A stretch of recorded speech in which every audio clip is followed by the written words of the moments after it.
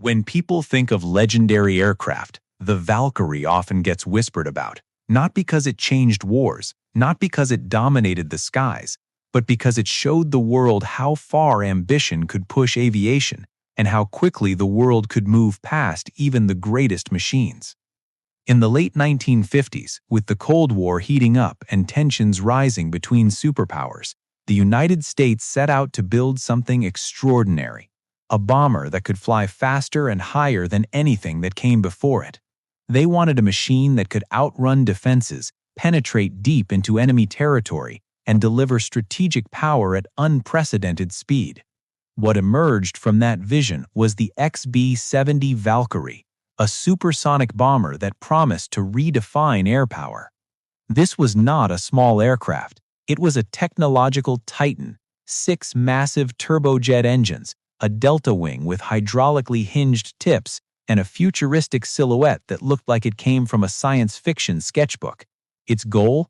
Cruise at Mach 3, 3 times the speed of sound, at altitudes above 70,000 feet, faster than most fighter jets of its time could even imagine.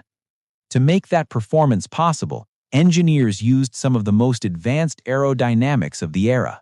The Valkyrie's wings weren't fixed, they changed shape in flight. At high speed, the outer wingtips folded downward, a maneuver that trapped its own shockwaves beneath the aircraft to generate extra lift in a process called compression lift. The aircraft was literally riding waves of pressure like a surfer rides ocean swells, a concept that pushed both theory and material science to their limits. At a time when aircraft skin would melt under intense heat, the Valkyrie structure was built from stainless steel and titanium honeycomb panels, engineered to withstand temperatures that would destroy lesser designs. Fuel itself was used as part of the cooling system, a testament to just how extreme the engineering challenge was. But the story of the Valkyrie is not just one of breathtaking innovation, it is also the story of timing, and timing can be everything. As the Valkyrie came into being, the strategic environment that had given it life was shifting beneath its feet. Advances in Soviet surface-to-air missile systems meant that even aircraft flying at high altitude and extreme speed were no longer guaranteed safety. Air defenses had evolved to reach upward and outward with unprecedented lethality, challenging the idea that speed and altitude alone could save a bomber from interception.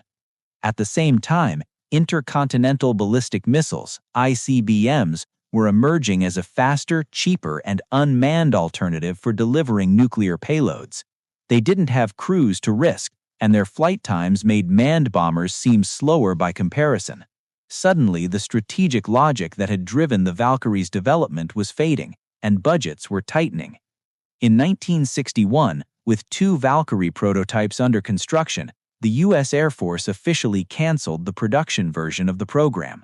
What remained were just the 2 prototypes, redesignated as research aircraft.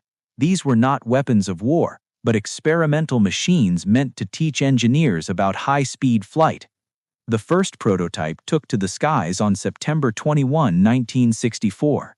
Initial flights tested its basic performance, and though early stability issues limited its achievements, modifications to the design allowed it to finally achieve speeds above Mach 3.0 in early 1966, remarkable for an aircraft so enormous. But tragedy struck. On June 8, 1966, the second Valkyrie prototype was lost in a mid-air collision during a formation photography flight, an accident that claimed the lives of its pilots and severely dampened enthusiasm for the program. With the death of that aircraft, momentum for further testing faltered.